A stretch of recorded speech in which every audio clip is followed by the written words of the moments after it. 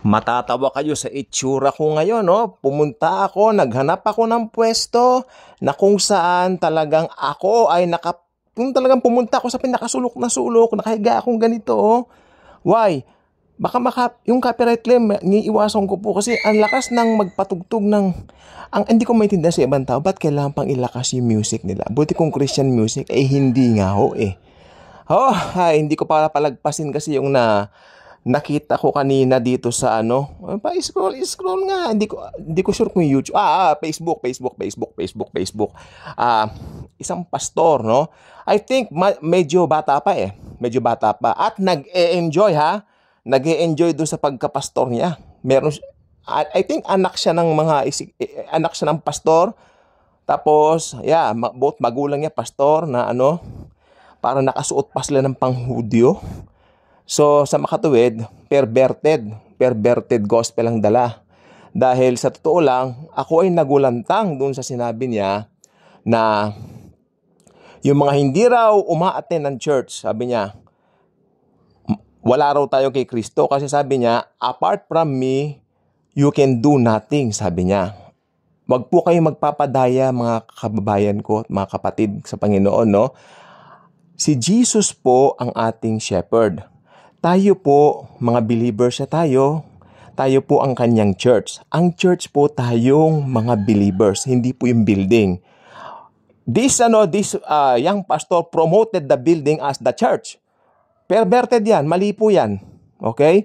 So sabi ko, hindi ko papalagpasin to. Maski napaka-ikli lang, mabuti nga po yung maikling vlog lang. At nagdiretso tayo dun sa punto.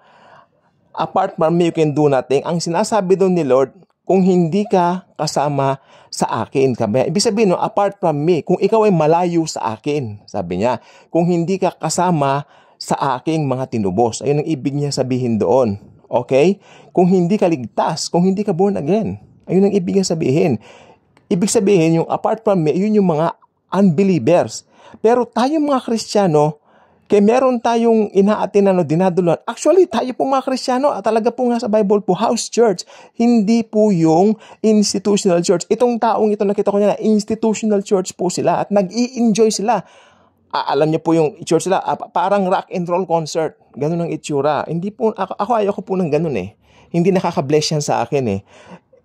Mostly mga ganyan, parang nag-e-enjoy lang sila, mga kabataan. I mean, okay naman po, pero mas maganda ituro talaga yung Biblia, yung gospel of grace, hindi yung kung ano-anong tinuturo. Okay?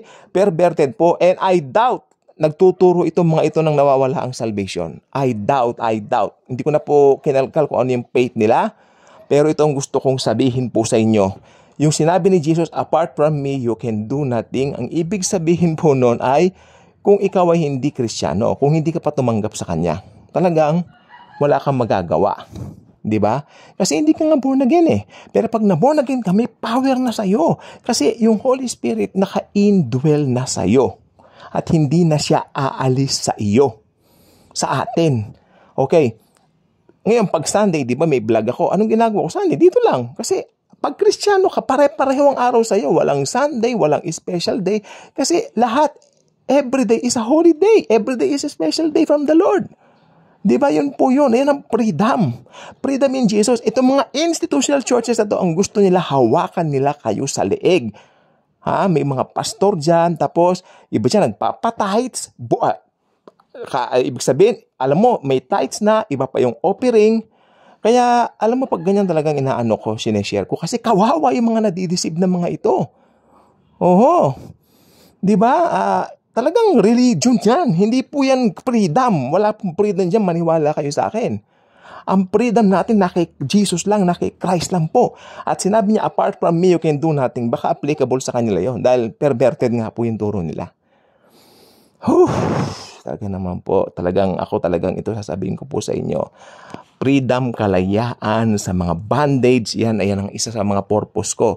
At syempre, ipahayag ang gospel of grace, pure gospel of grace ni Lord Jesus Christ. Yun po. Kaya ikaw na Kristiyano ka, kung ikaw ay mananampalataya na maski hindi ka nagsisimba, maski wala kang dinadaluhan na simbahan, which is much better nga, no? Pero hindi ko po binabaliwala yung pag-ano, ha? Ang hindi ko po gusto yung institutional church. Pero yung mag-gather tayo, maganda po yun. Mag-gather kayo kahit anong day. Or should I say, anong oras, anong day. Yun po ang totoong Christianity. Punong-puno ng kalayaan, pantay-pantay ang anointing natin. Wala yung isa lang tatayo, pastor, tapos nagsusot ng panghudyo, ng mga kung anong ng chuchu-chuchu. Di ba? Oh, MG, what is that? Ha? Oh, tapos mayroon pang parang trumpet. That's not cool. You're a Christian. Nakakaya naman kay Lord. Hindi ka naman Hudyo. Oh, ayan po. So, tayo po ang church. Itong katawan natin, itong body natin. Okay? At hindi nawawala ang salvation. Tandaan niyo po ha, apart from me, you can do nothing. Sinabi niyo yun, pag ikaw ay hindi born again. Talagang apart ka sa Kanya. Kasi hindi ka naman tumanggap sa Kanya eh. Pero tayong mga Kristiyano, tayo po, di ba, kahit na anong ginagawa natin, kahit saan tayo, nanta sa atin ng Holy Spirit. Yun po ang buong katotohanan doon. So, I hope, pag may nakarinig kayong ganyan, i-rebuke nyo po agad at mag-pray po kayo at pasalamatan nyo si Lord dahil nakalayan tayo sa ganyang maling paniniwala at tayo po ay malaya. Hindi tayo member ng anumang institusyon o institutional church. Bye-bye.